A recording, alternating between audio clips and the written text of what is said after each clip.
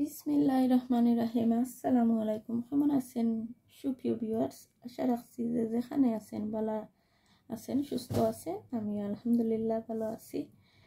তো আজকে একটা কুকিং ভিডিও নিয়ে চলে আসলাম। এখানে আমি চিংড়ি দিয়ে বড় বড় চিংড়ি দিয়ে আর লাউ দিয়ে রান্না করবো, গাছের লাউ। তো লাউটা আমি কাটিয়ে রেখে দিছি। আর ভিউয়ার্স যারা যেখান থেকে বসে আমার ভিডিওটা দেখলা প্লিজ লাইক সাবস্ক্রাইব কমেন্ট করে আমার পাশে থাকবা। আমিও আপনাদের পাশে থাকবো। যেহেতু একটু বিজি থাকার কারণে কারো কমেন্টের রিপ্লাই গিয়ে দিতাম পারলাম না। তো এখন আমি একটু ফ্রি হয়েছি, এখন সবার কমেন্টই রিপ্লাই করে দিয়ে আসবো। তো ঠিক আছে ভিউয়ার্স, আপনারা আমার পাশে থাকবা, দেখতে থাকবা। আর যারা এখন পর্যন্ত সাবস্ক্রাইব করছেন না প্লিজ করে যাইবা। তো ঠিক আছে, আমি রান্নাটা বসাই দেই, আপনারা দেখতে থাকবো। যে আন্ডির মাঝে আমি লাউ রান্না করব সেই আন্ডির মাঝে আমি এখন এই সেটারে অল্প করে ফ্রাই করে নিলাম। এখানে আমি তেলটা দিয়ে এইটা দিয়ে নিলাম। আর আমি অল্প ফ্রাই করবো, বেশি করতাম না। এদিকে অল্প কিছু ফ্রাই করে নিচ্ছি, এখন আমি তুলে নিলাম একটা বাটির মাঝে।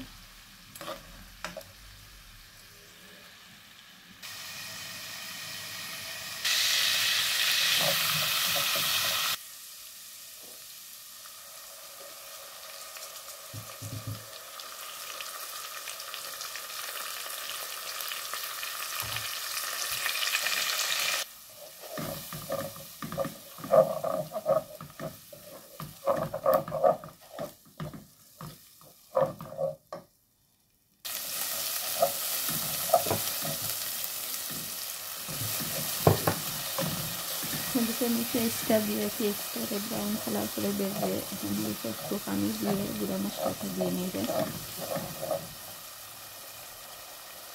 আর আমি কিন্তু লাউ মাছ দিয়ে একদম অল্প অল্প করে দিয়ে নিই।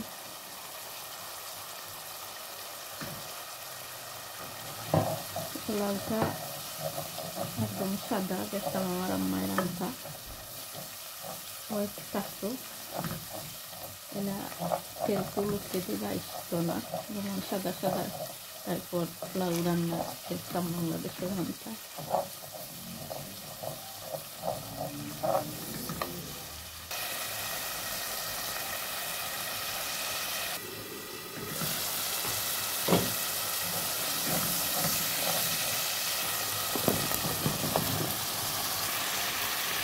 এখানে আমি লাউটা দিয়ে নিলাম। যেহেতু আমি হিসাবে রান্না করি, একটু জল দিয়ে দিচ্ছি আর লাল মরিচটাও দিচ্ছি।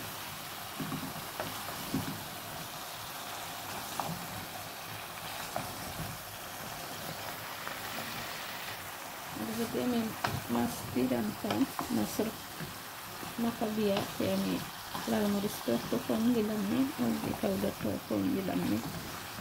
তো হিসাবে রান্না একটু আল্লাহ খাইতে না হইলে যেমন দেখতে যেমন ভাব লাগে, এরকম খাইতে তো কিন্তু সেম টেস্টও লাগবে। এখন এই সেটা দিয়ে নিলাম।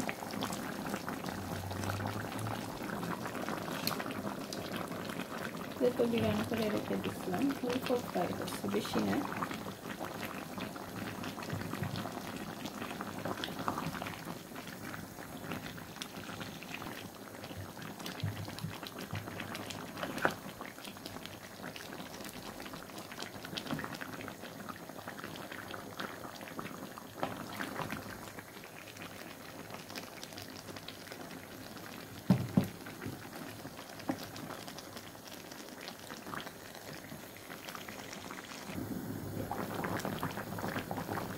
লাউটার মধ্যে আমি পানি দিছি না, তো দেখতে পাবো অনেক পানি দিয়েছি লাউটা।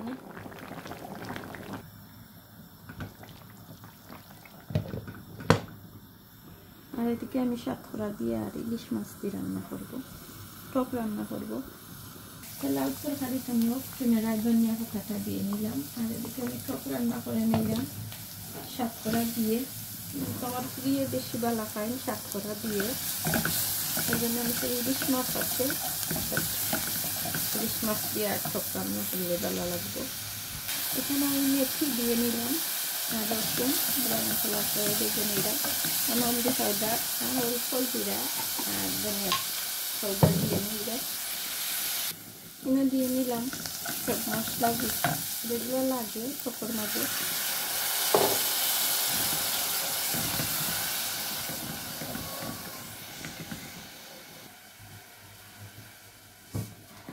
এদিকে হয়ে গেছে আমার লাউ তরকারি রান্না করা।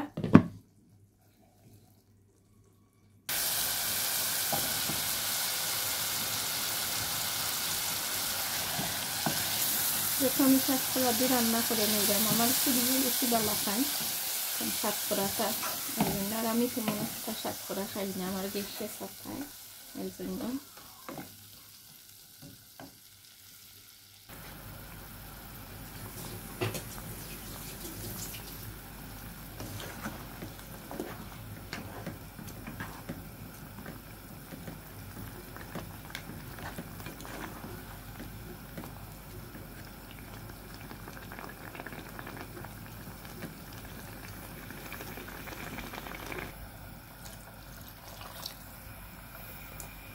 এদিকে পিঁয়াজ হয়ে গেছে আমার শাকপোড়া দিয়ে ইলিশ মাছ রান্না করা।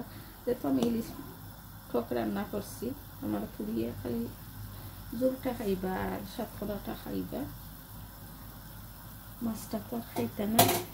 ঠিক আছে ভিউয়ার্স, আমার রান্নাটা হয়ে গেছে। আর এদিকে আমি কই মাছরে